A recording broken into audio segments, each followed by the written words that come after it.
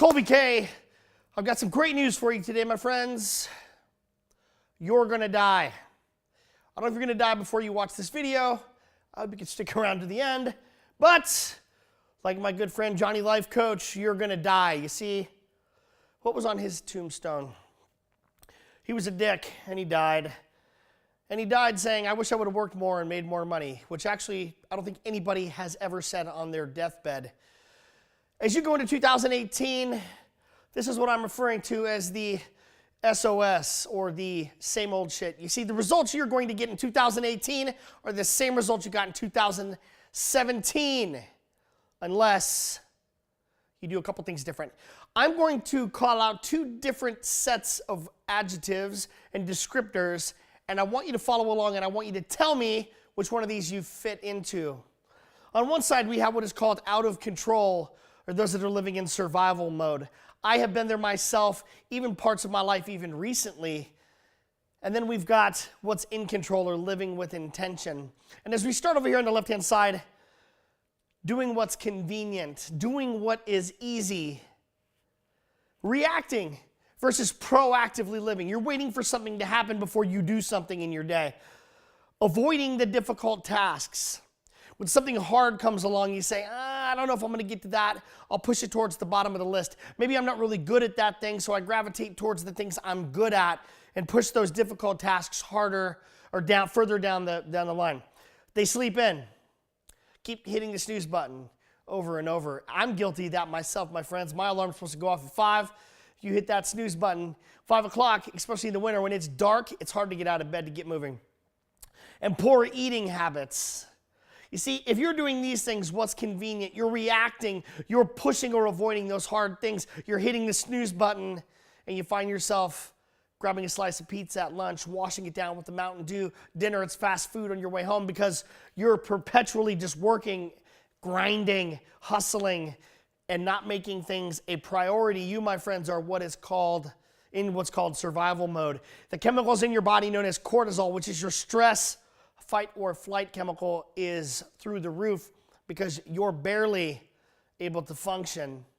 And then on the other side is what we call in control, or living with intention. And let me tell you, over the years, I've had some amazing opportunities to work with people that were 7-figure earners, 8-figure earners, 10-figure earners, household names, professional athletes, Hall of Fame speakers, Hall of Fame athletes.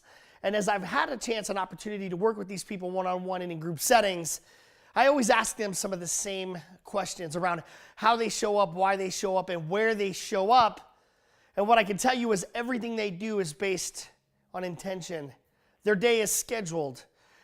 Nothing just happens and falls in. The things they do are scheduled and predicated. Proactively managing tasks, not waiting for the day to come to them, but getting out in front of those tasks and managing them proactively. They follow through on commitments. If I say I'm going to do something or I'm going to give you that proposal, I do it. If I tell you I'm going to be somewhere at a meeting, I'm going to be there. I don't let the day happen. I run the day. The actions that they set when they schedule their day and hit those tasks are towards their bigger goals and the larger picture in life. Their diet is important. How they eat, what they eat, when they eat is important. And then exercise. On the earlier video, you saw me go through what I call those 3 pillars. And when you look at self, making wellness and physical attributes extremely important, because you can't show up and be a warrior and be your best if you're not managing your diet and your exercise. So falling into this bucket are people that live with intention. And what we're going to do right now is I want to conduct a little bit of an exercise. We're going to make this really, really easy for you. When you look at the 2018 same old shit, I want you to do this one thing. As we started this video, I told you you're all going to die. We're all going to die. You're going to die. Right? We started the video with you're going to die. I want you to think about your tombstone here. Johnny Life Coach's tombstone is not one that I would like for you or anybody else that I know. I don't want people to say you were a dick on your tombstone, and I don't want you to think it was all about money and just working more. What I'd like you to do is have a tombstone more like Thomas S. Awesome here. Made an impact and helped millions. Born 1983, he's still on and going.